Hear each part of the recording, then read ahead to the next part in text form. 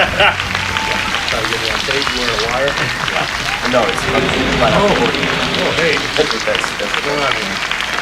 Welcome to Game Day Battle, where Cleveland sports news meets biased and outspoken opinion. We have a big show. Ohio State University has won. They've moved on. They're doing well in the, thank you, Dale. Ohio's doing well. Ohio is doing well all the way around, and that's another big story as well. The first time ever in the history of the NCAA that 4 teams from one state have progressed this far, and it's in Ohio, and hats off to all of those teams. That's great. So we're gonna hit that, and we're gonna mix in some Cavs to the NCAA tournament talk, which is kind of interesting. We've got 2 picks in the first round coming up, and those 2 picks are going to be key players for us, or at least very big role players, and they're playing right now in the tournament. And that is something we can check out. We can maybe take a look at some future Cavs, or at least some prospects. So that's interesting. Sessions is gone. We've been talking about this all season long, and it happened. He's in LA. We're going to hit that a little bit. Actually doing decently in LA, and we've got a pick for it. Also, the Browns, speaking of activity, have done nothing.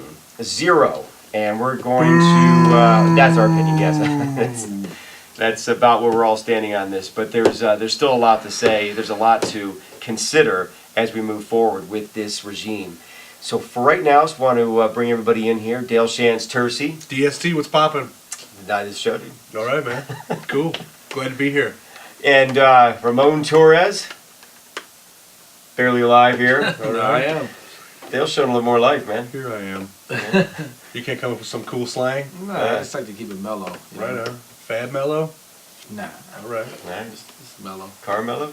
Nah, No. All right. Caramello? no. All right. Marshmallow? I don't know. That's pretty good, man. Brett Finnegan? BTF, what's hoppin'? Yeah, see? There you go. There you That's go, some dude. energy. Well done, man. Perfect. So, what do you guys say to a little bit of Buckeye love to begin this? Wait, is that what I sound like? Yeah. Game Day Battle is brought to you by Bamboozle's Restaurant and Lounge in Parma. They have the best drink specials anywhere. Seriously, buy one, get one free drinks. How often do you hear of it? You don't. They do it twice a week. Billy's mom makes the pasta sauce all the time, and the burgers, you simply won't find a better one. Check them out, bamboozles.com. Again, bamboozles.com. When you go there, tell them GDB sent you. All right, so the Buckeyes have advanced, and they are moving forward. We perhaps are a little more supportive of this team at this point, a little more comfortable. Vermont, no. Vermont, I was just gonna say you've been frustrated with the team all season long. They didn't come out and lay an egg. They've advanced, and I don't know what it's gonna take for you. Man, it's just like we almost lost it again. Sullinger being in foul trouble really hurt us, But shout out to the other DST out there throwing it down. 31 in the first round, and then coming out, and I think he had like 20 points, or 18, something like that. But tremendous game, way to just stick with it. But some of our key players wasn't where they need to be, like Sullinger and Buford. Is it ever that way in college basketball? It's always kind of a mess. Oh yeah, but that sleeper DST, but. Who knew he was going to be the leading scorer of this team? How can I forget Kraft? Big game by him, man. His most offensive game we've seen from him thus in his career with Ohio State, man. And I like to see that. Got a lot of fight. Something I never heard before, him being called the #1 defensive guy, defensive Really? point guard in all of basketball. That's tremendous, man. I didn't hear nothing like that. That's all they kept ripping and raving about on the analysis from TNT, so that was surprising. And he does play great defense. So am I hearing a little bit of optimism, a tiny little bit? No, but just It could be individual bad. players, stepping up when we need to, and that's what I like to see, because like you said, with Sullinger and them other guys, they're double teaming those guys, but we need other guys to step up, and that's what hurt us in the season. Those guys not stepping up, like Kraft, and all that. So. Well, Brett, Kraft showed a ton of intensity, ton of fight, something that we haven't seen a whole lot of from Sullinger. And if you can picture Sullinger with that type of drive, I guess you can see what he could be. Are you comfortable with where Sullinger's at this point? I mean, do you think that he's where he needs to be? I mean, you mentioned foul trouble, Ramon. and that's a sign of sort of some mental breakdown, I guess, and not really sticking to the plan, not really sticking to his game, getting frustrated maybe. Is Ramon, I guess, in a good place to really be still concerned about the team going forward? No, because on the winning bracket right here, I have Ohio State winning the national championship. You can't argue with that. And speaking of number one, or at least higher seeds that don't mean anything, a certain yellow team, and I say yellow because what is that the color of? Cowardice, I don't know. Urine? Yes, that too. Another good thing, Dale, thank you. You're welcome. I love that in Michigan. Oh yeah, I had the great pleasure of sitting next to a solid, big-time Wolverine fan throughout the whole game. He's also a Duke fan, so I got to see him suffer through the little Ohio team beating his Wolverines, and I got to watch him see the Duke team fall. And sorry, Brett, about that. I know you're probably crying, but anyway, so that was a good experience. Are you sold on this Ohio team? Oh yeah, at least for a Final Four berth. I don't know about a trip to the national championship. I still think Kansas is going to be tough, but definitely for the East, I think they can get it done. I think that model coach these guys through and bring them out ahead. Well, Xavier would have to get through Kentucky to continue on, and Yeah. they're another Ohio team that's in there, part of the four. Yeah. And I don't know a whole lot about Xavier. I didn't get to see any of them at all this year, and that's kind of unfortunate because I've heard some good things about them. So I don't know if you had a chance to check up on them at all. Oh, or? no, I haven't. Okay. Well, them beating Kentucky or anybody beating Kentucky is probably not going to happen. So, what I was going to mention was there's a possibility there could be 3 of the Final Four Ohio teams. That'd be something. Now that would take quite a bit, but that's amazing, and it's amazing that it's possible. It's already the first time in history that 4 teams from a state have ever made it to the Sweet 16. Right. So. And imagine if they'd been put into 4 different categories. Could you imagine an all Ohio Final Four? I think Wow. that might spark some major changes in the tournament, the way they do things.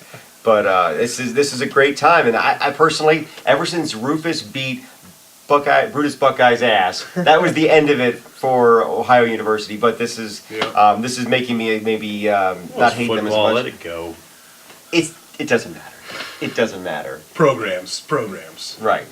I had to see pictures of that the other night. I was trying to cheer Dan up, so I was showing him that. I'm like, does it make you feel any better? But it didn't. It didn't at all. He said there's no consolation. It just Poor it just Michigan sucks. fans. Yep. It's one thing to lose later on, but when you lose early, there's just nothing nice you can say about that, except Did anybody have? there's always next year. Anybody have Ohio beating Michigan? I did. Oh, me No, too. nobody did. I did. No, Oh, no. I did. Oh, wow. The 2 guys who actually wrote Michigan on their paper. Did anybody have Ohio going on the next round after that? I did. Oh, me too. Hey, How you doing over there? Pretty Out of good. all of us, who's leading in points? Oh yeah, this guy. Yeah, by 2. Scoreboard. Yeah. Score. Last time I checked. You could draft a Muppet. Who would you take? Come on. Beaker? This pig is a pain. Bet you should Get in people's faces. Dude, Gonzo goes hard in the paint. It's true. Believe it. Yes, we are currently debating on who we would draft. We were drafting a Muppet into the Cavs organization, and I don't know how this started. Super Gonzo would get some air. Dale's all about Super Gonzo. I'm saying Miss Piggy, you ain't going through her. Just put her underneath, let her goaltend a little bit, and you ain't getting through that. Yep. Set picks. Piggy And, picks. Ramon would take Kermit. I don't know why. Hey, green for the money. That's right. I don't know what that. All right.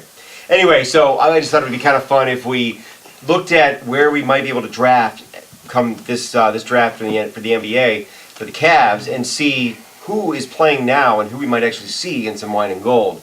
And I just thought that we could also maybe tell a little bit about the player and maybe look at even the possibility of seeing the guy play. So It's like our very own combine right now. It Everybody's really- out there working out for us, you know? for us, Yeah. the tournament was set up for GDB to analyze Yeah. our potential Well, draft I'm sure, picks. take out GDB, put in scouts. Who knows? Maybe, you know? That's about what it That's is. how you find the best of the best. So we've got a couple of picks. We've got our pick plus probably a low pick for the Lakers. Not worrying too much of exactly where we're going to pick right now, but just in the range. What do you think as far as a guy that might help us out that we can check out? I think the Cavs definitely need a big man. You know, we are short a starting center, without a doubt. It seems to be our clearest need. And obviously, Brett agrees with me over there. I do agree. And since we didn't make any trades, you know, it'd be interesting to see, you know, who's out there as you know, free agents this off season. But you know, looking draft wise, there's 3 names that jump out to me, and I got Andre Drummond from center from Connecticut. He's 6'11", 251. Of course, starting center from The Ohio State University, Jared Sullinger at 6'9", 280. And those guys probably, if we're at 8, which is where I have us projected right now, those 2 names are probably going to be off the board. Those are top 5 guys. So to be a little bit more realistic, I'll throw Tyler Zeller out of there, starting center for North Carolina, still in the tournament. Brett doesn't seem to like him too much, but he's 7 foot, the only 7-footer in the top 20. And 250, you know, I like him. Senior, he's ready to come out, put in his time, knows the game, maybe be an instant starter for us at the center position. Well, and that's what I'd like to see, because we've got this team that's so close to being a really special team. And we were all talking earlier, watching Kyrie and Tristan, and seeing these guys really develop over the course of this very short season has been exciting. And we're going to lose, you know, Antoine Jameson is not going to be the guy that he is forever. And he may end up being, you know, traded away. Who knows? But the core of this team is very exciting. And imagine just plugging in a guy like that, like you're talking about, that is sort of a ready-to-go guy. And that makes me extremely, I don't know, excited and wanting to see this season sort of get over and let's move on with it, you know. But you know, we'll probably sign Greg Oden or something. Right. We'll trade all of our picks away to sign him or something. I don't know how that works. But anyway, Ramon, we've got these couple of picks. We're going to do something good with them, I hope. And I know that you've been looking at a few guys or a guy or two that might be able to kind of slide right in here. Well, I'm glad you asked me next, because this is the formula what the Cavs need to do. And since I've been told what's going to be going on this season, this is exactly what's going to happen. You got the In my inside word. track. All right. All right. Well, the Cavs have the 8th and 25th pick in this coming up draft, and I think they should go after a player by the name of Anthony Davis out of Kentucky, number 23, 6'10", with a 7'4" wingspan. The dude is a monster. If anybody knows anything about college ball, this dude is the number 1 pick. So I would definitely throw my first 2 picks to try to get this guy, because this is an instant franchise changer. All right, Brett, are you going to breathe some life into this team? Yes, Got the hot pick I do. with the number 8 pick. And nobody has said anything yet. The about Cleveland Cavaliers select it. Out of Illinois, Myers Leonard. Myers Leonard. Big Print guy. the He is jersey. 7 foot 245. He's overall 95. You know, so I mean it's pretty good up there. You know, he's saying, you know, a lot of the scouts are saying that he's a great easy alley-oop target. Pretty good out there. But let me see, the weaknesses of the paragraph's about that big. Strengths are about that big. So I mean, he blocks a lot of shots. I mean, that's you know, with him and Tristan Thompson down there, I think that'd be a good deal for the Cavaliers for you. Let's see, he's a smart help defender. He protects the rim well on defense. I mean, overall, 95 can't really beat that. So Myers Leonard out of Illinois. Well, thanks to whoever wrote that. I was just gonna say, That was awesome. Just leave Let it, just roll, leave it. dude. all right, let it roll. All right. I don't know who wrote it, but Props to Sao Palantonio. Yeah, dude, you might want to give credit on that. well, what was it here?